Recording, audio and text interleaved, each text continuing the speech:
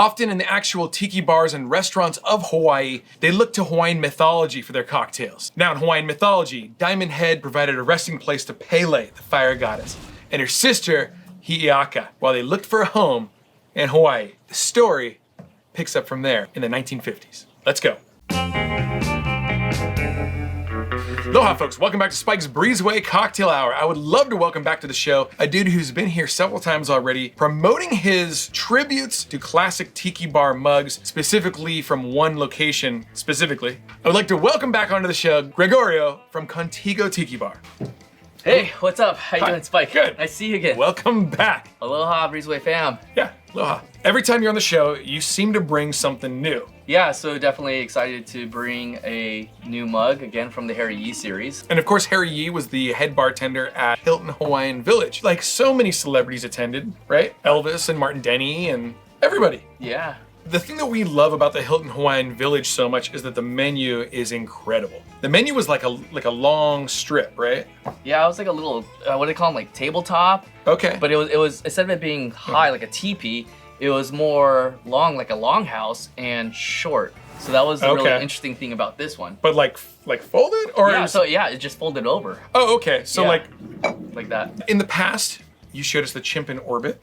You also redeveloped the Chinese hanging lantern garnishes. Yeah, that's been a nice ongoing project because it started out with the original version and then just kind of moving through the other versions that I could find either from Orchids of Hawaii or from the Origami Mercantile System, which are the two major companies that produced those in the 50s and 60s. All kinds of different variations on hanging lantern garnish stuff. Yeah. Yeah, and different kind of picks and stuff too, right? Right. Yeah, all kinds of stuff. But the reason that we started the episode talking about Diamond Head, the most iconic mountain thing, it's a volcano. Yeah, extinct volcano, but still a volcano. It's still a volcano. My favorite thing in the world is to go surfing in Waikiki and sitting on the board, hearing the music from the hotels, but then also looking over to the right and seeing that iconic mountain. Yeah, you know what? Every year that I've gone to Oahu, I don't care how touristy or cliche people may say it is, being there on Waikiki, hanging out, watching the sunset, having a cocktail, and staring at Diamond Head is one of the most beautiful natural views you'll ever see. It really is. There's really something very special about Waikiki. And yeah, it is touristy. If you step off the sand, all of a sudden you're in New York City or something. It's like wild. But on the beach in Waikiki is just a dream. And seeing Diamond Head is so iconic.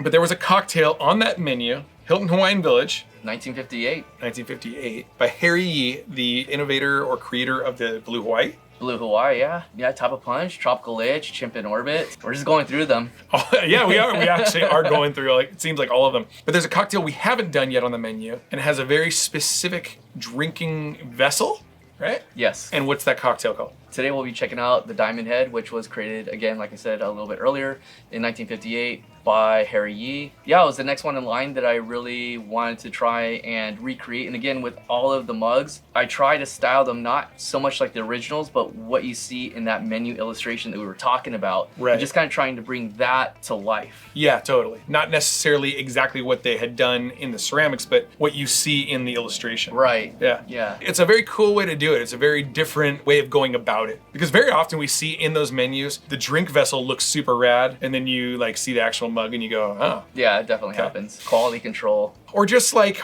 you know, they developed the idea when the artist was doing it and then something changed in the production process, or yeah, who knows? I don't know. But when the Hula Girls came back from our hiatus after all of that time spent during the quarantine time, we played a sold out show at the Siren in Morro Bay, like Northern California area. And my buddy, friend of the show, Juan Hernandez, presented me with this, an original Diamond Head mug.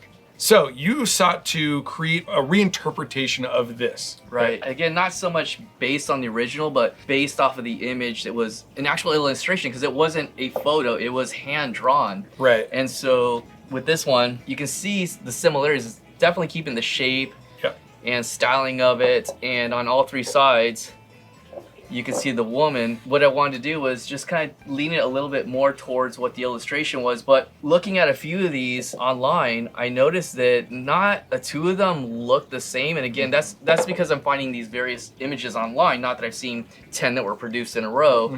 And even between your original and I also have an original myself, Right. they're totally different. As far as like height and size, mine is more in line with the original that I have. Sure, and yeah. I wish I had it with me right now, because that would have been like an even, you know, cooler comparison to see two originals and then this version. But even looking at yours, and the styling of this woman is very different than mine. And what my theory is on the styling of the women in the mugs is that they were created in 3 different factories. The first one I believe was in Japan. I think that's what they originally started at. And then they moved over to production in Hawaii. And then you said yours on the bottom says Washington. Oh yeah, it says Totem Pottery, Port of Hard, Washington? so that's the 3rd production facility. Or Harp? Port of Harp? ORCHARP. What the hell is that word? Orcharp? That looks like OPC and then hard. Yeah, so this is interesting because up until now, I thought that they were only produced in 2 locations, one in Japan and then later on in Hawaii. But that would also give us an understanding of why there was so much variance in these different diamond heads. It's funny because you can't really tell what's going on with like the hair and stuff here. And then when I see yours, it's very obviously like one of those grass hats. I did also notice that yours happens to be slightly more Mountainous? mountainous. Volcanic? Yes. I was like, wow, that is a very bountiful mug. It holds more drink. Okay, so I'm excited to try another Harry Yee cocktail. Yeah, this one's actually a bit different for me because I haven't tasted it yet because I don't usually drink gin. Oh, gin. I never drink gin. I'm kind of stepping out of my comfort zone with this gin drink, so... We'll see what happens. And so for this cocktail, we will be using apricot liqueur, pineapple juice, and gin. Simple. 3 ingredients. So you were telling me earlier that we are going to build the cocktail in the glass. Yeah, per Harry Yee's original instructions, you actually build the cocktail in the mug. Oh, okay, yeah, in the mug. Glass mug, you know what I mean. All right, so we're gonna start with just a couple, what do you think? A couple scoops of ice? Yeah. Okay, we'll leave some room so that we can stir it. At least 2/3. Yeah, 2/3 we'll say.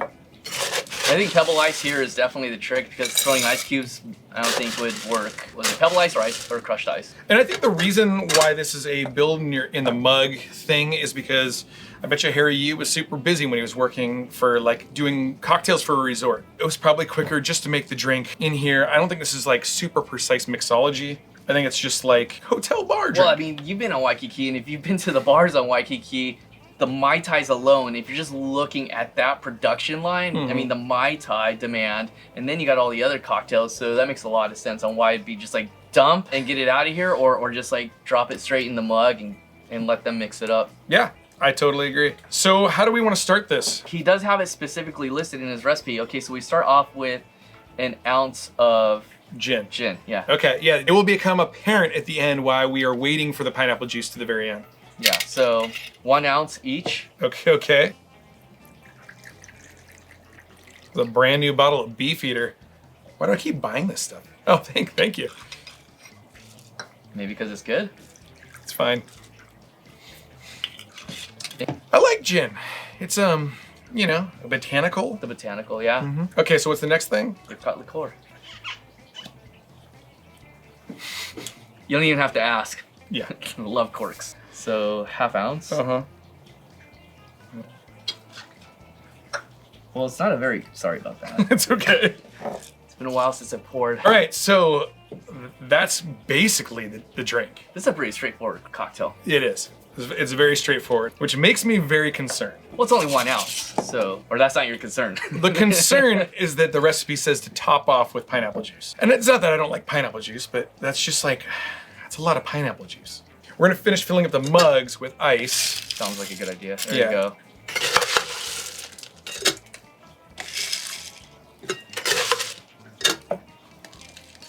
Okay, and we will see how much more pineapple juice you can fit in there.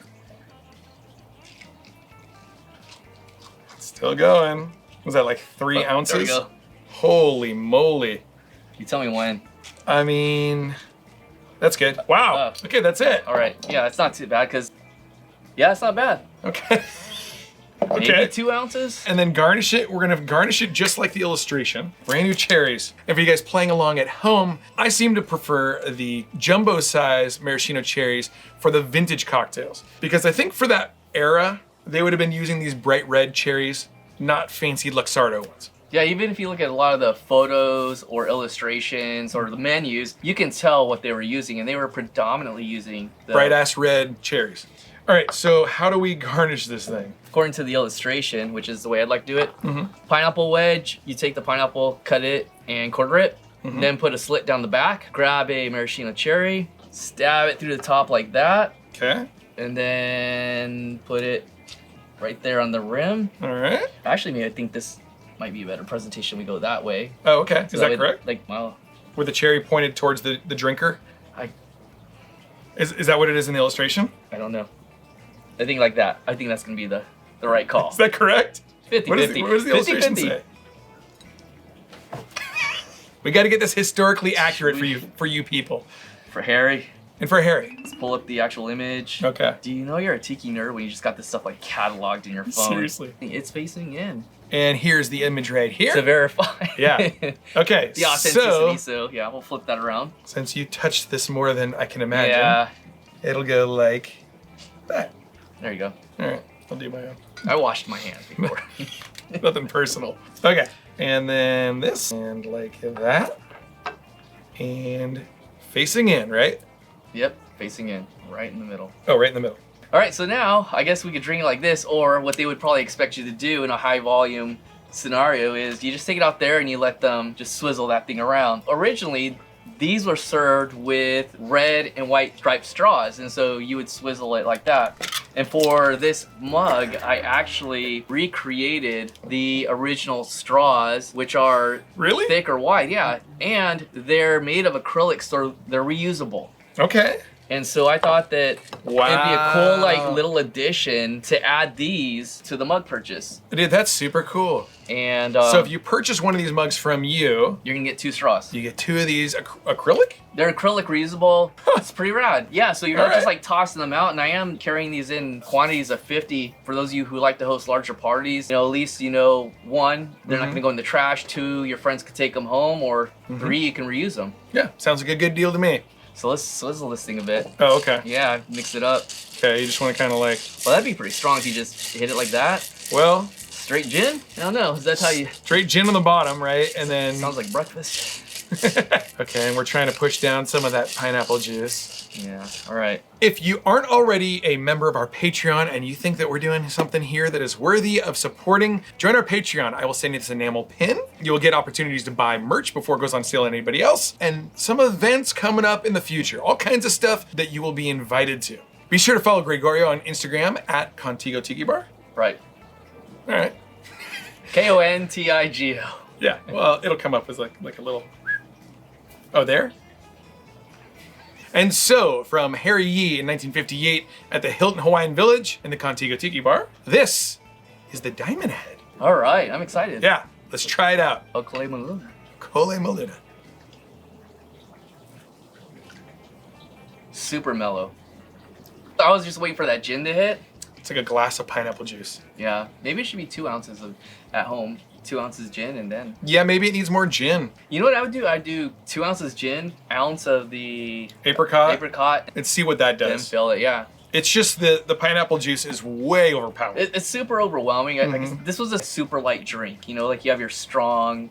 It's and good. then, yeah, it's super refreshing. Yeah, tastes good. If I was at the pool at the Hilton Hawaiian Village, this is good. Tastes good. Oh yeah, you could drink this all day long. Yeah, well, you literally probably could drink it all day long. Yeah. 1 ounce at a time of gin, you'd be, well, I don't want to suggest that. Don't necessarily do that, but it won't kill you. Well, I can't say those things online. As I'm reflecting on my last trip to Oahu. It might kill you.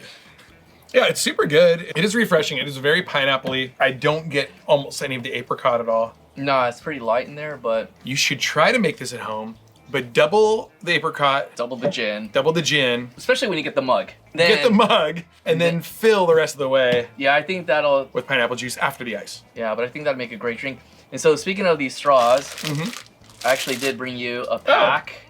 Thank you very much. And these are what you can find on Etsy right now if you want to buy them in bulk. But when you get the mug, I'll also be throwing in 2 of the straws with it. I'll tell you, like the straws are very rigid. They look like, you know, cheap paper, kind of like malt shop straws or whatever. And that's exactly what they were originally. Right, but these are acrylic. They almost feel like glass straws, you know, the same kind of thing.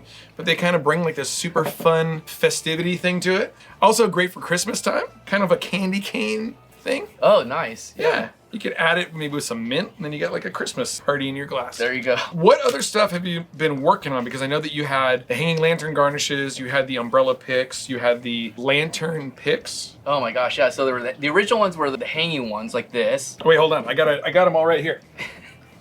There's probably spider webs and stuff on this right now.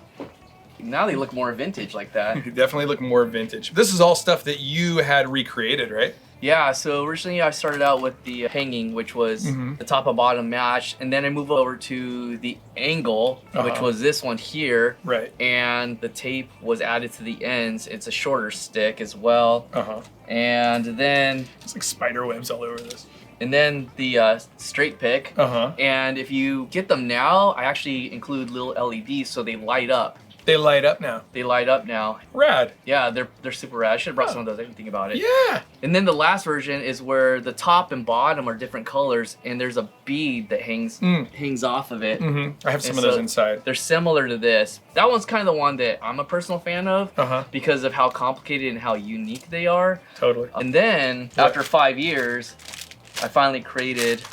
Wait, 5 years? It took me 5 years to actually get these into production. These are based on the 1950s Otagiri Mercantile Company's lanterns that were out. And from Japan, I think, right? From Japan, yeah. And Orchids of Hawaii, I believe, did a version as well. But this was one that really took a long time. And so they all come individually packaged so that they don't get tangled up. And then they have this little sticky tab.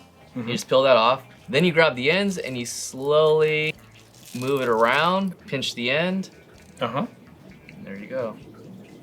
Rad. Super cool. These would be great in any kind of like Japanese style restaurant or tiki bar. A lot of the Pacific Island cultures, even like Japanese, found its way into tiki as well. Especially the Chinese. That was a huge influencer, especially when we look at the cuisine. Super cool. And you can't get those anywhere else anymore, right? No, I actually had to have the original dyes recreated, and so basically I got a hold of some vintage ones and I measured them down to the millimeter and had the dyes recut or recreated so that they could actually stamp these out. Wow. Well, thanks for bringing those things. Thanks for sharing that with us. Right on. How do we get the mug if we're interested in buying a mug? So you can pick these up on Etsy. I'm not making it public when I'm releasing them, but everybody of the Breezeway Ohana is there to, you know, get that first jump. It's cool. Yeah, I appreciate that. We sold out of the Tapa Punch. We sold out of the Chimp in Orbit. Yep. And I mean, this is the third in line, so it just looks like we have a really good thing going. Yeah, totally. I appreciate you making these super rare mugs available in some capacity to the people again. I think that the vintage stuff doesn't get the due that it should receive. We sat and talked about this for hours about just our love for the historical aspect. It's not just what's new, which is there's a lot of great stuff out there, but you know, trying to keep some of that older stuff alive and bring, you know, especially when you can't find it or get it, or especially like the mugs from the Hawaiian Village, they were never sold publicly. The only reason that they got out was because people took them. Thieves. What do you call them? Preservationists. Oh, preservationists. Sorry, not thieves. But that was the only way that you would come across these. And so making them accessible today in some form is, you know, bringing that past into the present. And again, everything that I'm doing with this series was blessed by Harry Yee himself. That's the only reason that these are coming out. Yeah, it's cool. Well, thank you for joining us once again. Thank you to Juan Hernandez for my original one. Thank you to Gregorio for sharing the brand new ones. And if you enjoyed this, please be sure to hit the like button, subscribe to the channel if you aren't already. And if you don't hit that subscribe button, you're dead.